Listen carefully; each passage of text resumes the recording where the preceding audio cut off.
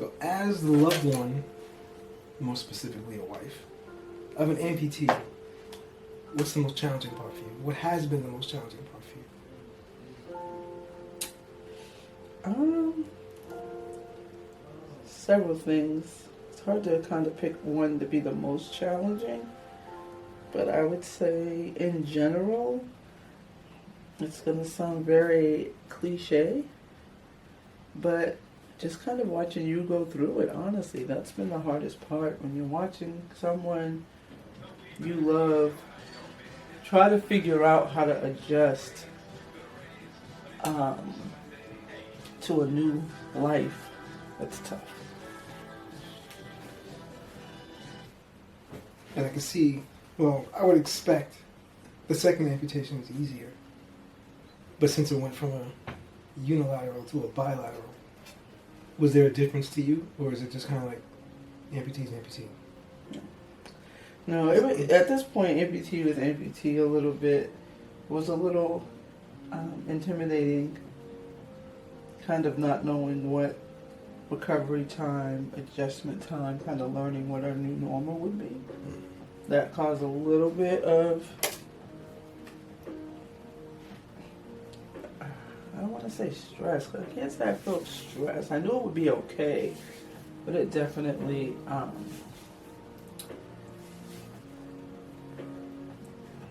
anxiety. That's the word I'm looking for. Would you say there's anything you completely did not expect?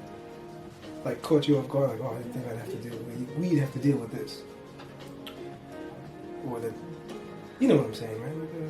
And yeah, I think the biggest thing was you really don't think about the little things that we took for granted, even with when we went from the first amputation, right? Little things like just getting into the shower. We're like, oh, the bathroom doors, the width of doors.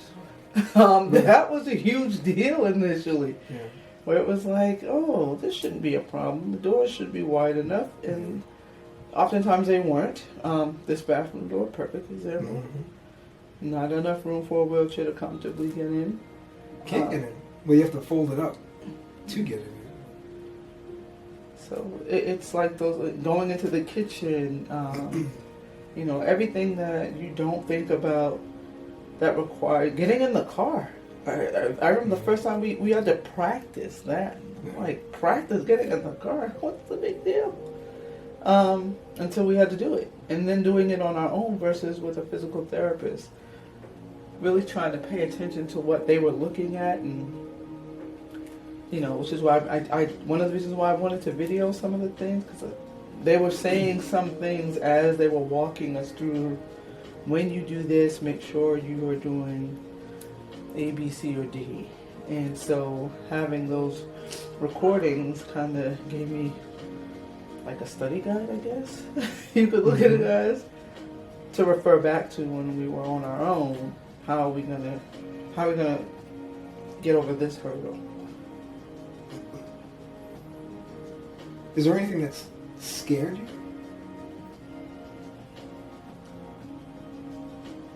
Scared? I would say the first time, you know, being someone who can be a little squeamish with sutures or staples. That's in any part of the body. I'm not a nursing student. That's one of the reasons why. That scared me a little bit, because I was like, oh, what is this going to look like? And a lot of the doctors initially were like, oh, you guys can take care of this part at home. I'm like, can we? Yeah. I mean, this is easy for you, but this is actually not in my wheelhouse. This is not my strong suit. You say, but we're going to fast forward to a clip of you taking care of my half a foot when you were changing the bandages. If you can do that, you can do anything. I didn't want to look at that. It's my foot. So I struggled. I guess my question was, what were your fears? Top 3, because I'm sure there were multiple. Going through from the decision to the actual procedure to now being in the recovery phase? Or Well, the adjusting phase, I won't call it recovery. it's tough saying decision because, you remember, they didn't give me a decision to go to the emergency room. The doctor was like, go right now. So it was going to get done. Something was going to get done. Now, the decision of having the complete amputation instead of doing the guillotine,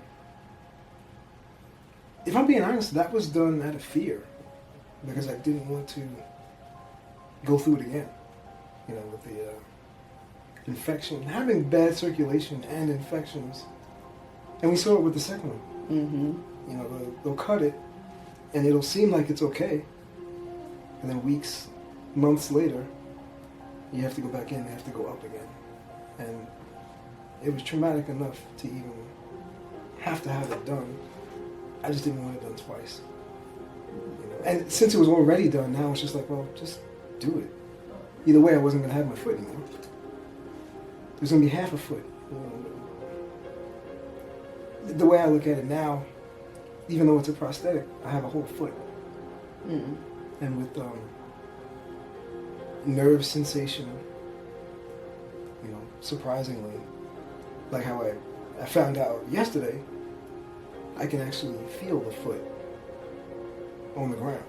Mm. When I take the step, like I know when my foot's hitting the ground because I can actually feel it. The nerves recovered. Now on the right side, I couldn't feel a thing, but that's a fresh amputation, so hopefully that will recover the same way.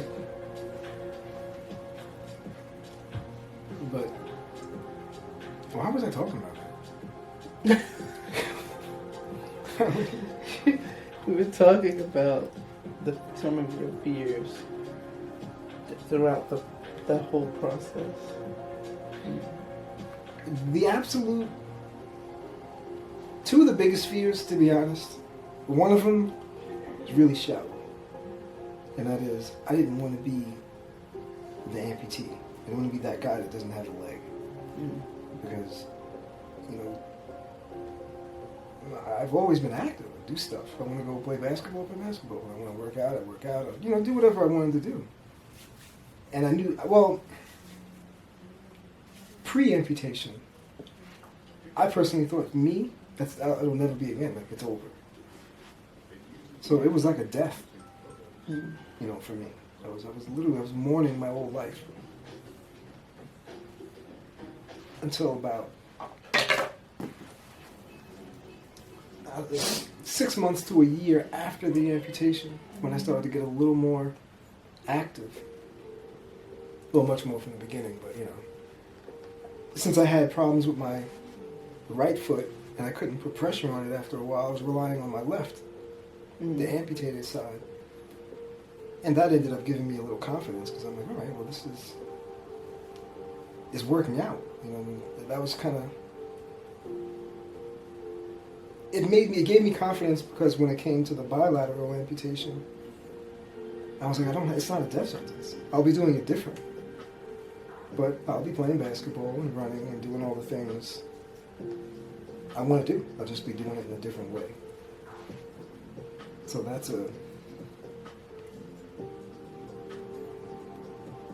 it's no longer a fear, but it was a huge, huge fear. Mm-hmm. Huge. I think most amputees feel that way. Because you are mourning your foot. It's a party. You've had it your whole life and you relied on it. Now it's like, what do I do now? I think, luckily, I was extremely naive because I didn't even. You don't know what you don't know. So when I came home from the hospital, the tough part was all those things hit me. I didn't think about this. Mm-hmm.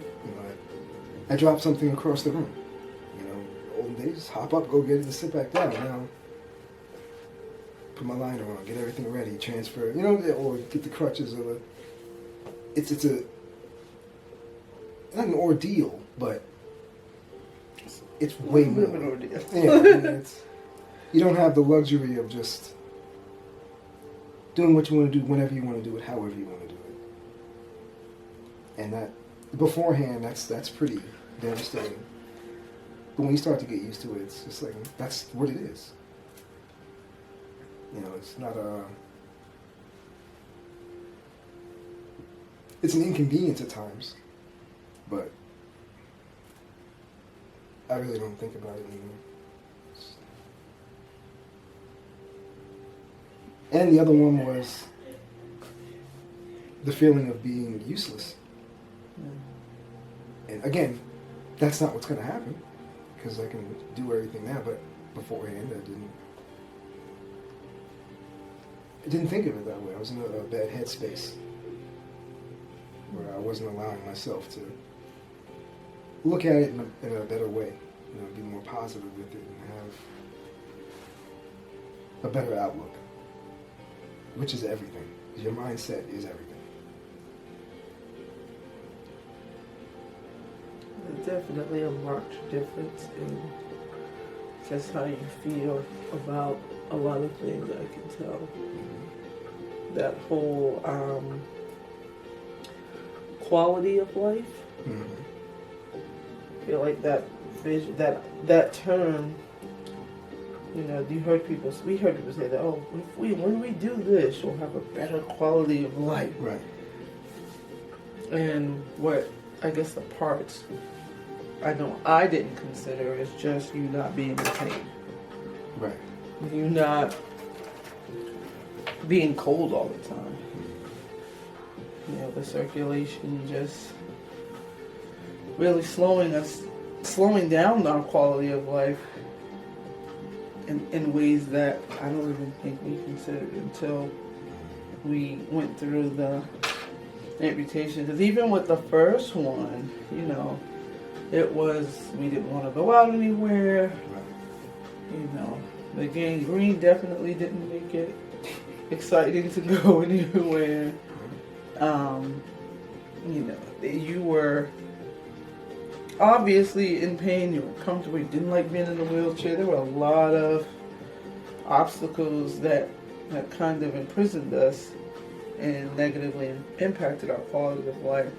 While we were still in a wheelchair, it wasn't so much because you were in pain, it was just because you had to wait for your prosthetic to come and we were able to go out again, and you know, we were able to do a lot more almost immediately. And then once you got the prosthetic, it was like, oh, okay, we can move around. I think the coaching the kids in the basketball team was huge for us. Because it kind of gave a little bit of a purpose, and it was a sense of normalcy, right? I know you've coached in the past, and that was something you really enjoyed doing.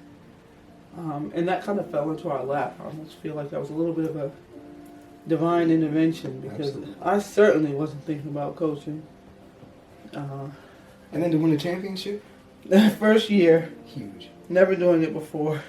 Huge. Never thinking about it. 100% by chance. You know, what were the odds that the stars would align the way they did at that time? Doing something I didn't want to do, meeting that director. Sure didn't feel like doing the concessions. No, but, you know, that's... Everything happens for a reason, for sure. Very excited, man. I can't wait to get back on my feet. A little nervous, because I wanted to go smooth, and my legs are so much weaker, you know, than they've ever been. I have to. It's getting better. I know I'm being way more disciplined with my workouts. Mm-hmm. So there's not a day that goes by that I'm not, you know, doing my exercises. And every couple of hours, actually, I'm doing something. That's the way they said to do it, and it works. What exercises would you say have had the best impact so far? Leg lifts. For me, because of my hips, you know, getting so weak. As far as the legs, you know, the bands are good. They're very good. Those helped a lot. In rehab, mm-hmm. That week I was in rehab, I got so much stronger. But honestly, what's been helping the most for me is stretching. Because you don't realize, one, my knee still doesn't straighten out, but that's for other reasons. But stretching, you lose a lot of your, why am I losing the word right now? Your mobility, sitting around for months. And mine was for, because of other issues. I'm still down, so I haven't walked unassisted in years. It's been 2021? Are you speaking about from the prosthesis or from the heart surgery? No, from the amputation. Yeah. So No, I got that in 2022, right? Nope, that was 2021. It was? Sure was. I should know that. No comment. But that's 4 years. In fact, you just looked it up, almost to the day. Yep. You know, where I got the test socket 2 days away, or 2 days off. Sure. It's amazing. After the first amputation, there was a time in the bedroom where you saw me on the walker. And I sat down, and for some reason you decided to test the walker out and try to walk as an amputee on the walker. And very much unlike you got very emotional, which surprised me. Why were you so emotional at that point? Like, what was running through your mind? Kind of thinking about it is the answer is hard.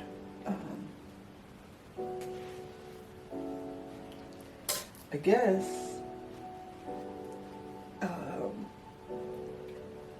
in that moment, just it started off kind of jokingly, like, let me just see. And it wasn't until I started to actually try to move, I got to see how challenging it really was. And if I'm being completely transparent, there are many moments where I found myself almost frustrated when it would take you longer than I would think it should just to get up or just to move, just to get from the bed to the chair or into the bathroom. Especially during season when we had games to get to, I'd be like, I don't understand what's taking this man so long. It's not that serious. But when I actually tried it, it was like, this is hard. Like this isn't like, I'm 15, I sprained my ankle, and now I'm on some crutches. It made it very real. And it humbled me in the moment to, one,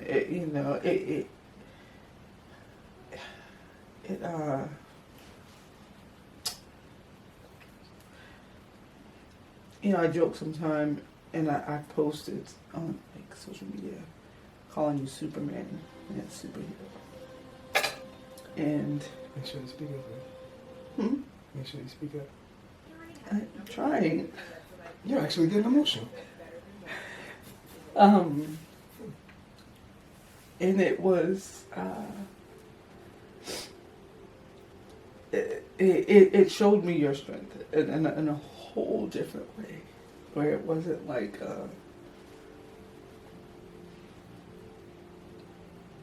it was humbling. I guess that's the best thing I can say, so I can actually get through a sentence. Because, like I said, you had moments where you were like, why me?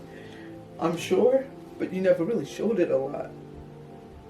You just were like, this is me, and this is what I gotta do right now, and let's get it. We got a life to live.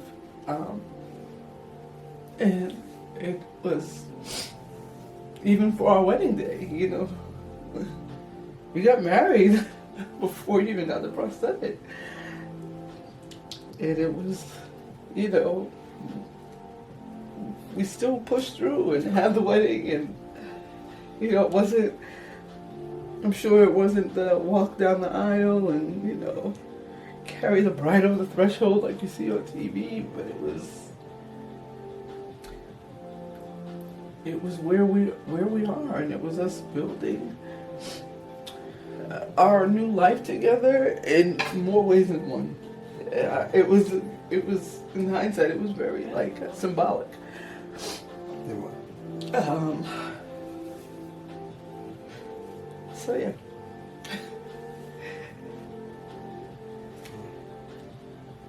So I know people don't think about that. Yeah, you see an amputee, and a lot of people will automatically, which I want to say they shouldn't do. I understand why they do it, but they kind of feel sorry for the person. And while it's not a preferred lifestyle, because it's put on you, there's not much you can do. What are you going to do? But the spouse or the loved ones, again, myself, I never thought about it, but you don't realize what they go through, because their world's turned upside down too. Whatever they're used to doing with that person has to change. Change is difficult sometimes. And it's like,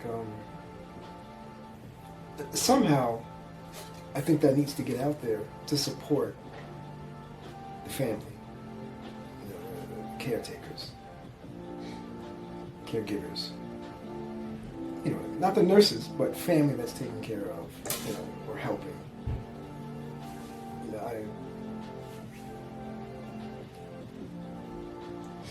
I wanted to put a post up on Facebook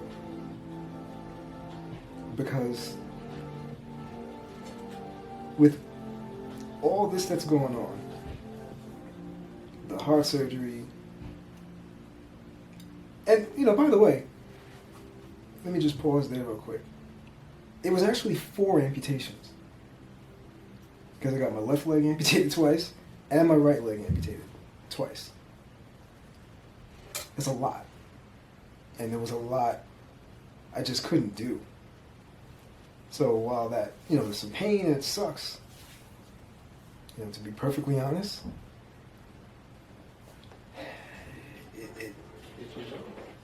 it couldn't have been easy for you, because you literally had to wipe my butt at times. It's not sexy, it's not fun. Who wants to do that? And, it's horrible on both sides, because as a grown man, you just, I'm not into that. Mm-hmm. So I didn't have fun with it. It's like, I felt bad. But I'm saying that to say those are the things people don't think about. Now, every amputation, you don't have to do something like that, but a lot of times when somebody's amputated, there's something else going on. Yeah. If you would have looked at me before this, before I became a bilateral, people might have been like, why is he moving so slow? Or, especially other amputees. Now, two-leggers would think that more than an amputee, I would think. Because they don't understand, most of them don't understand that process much.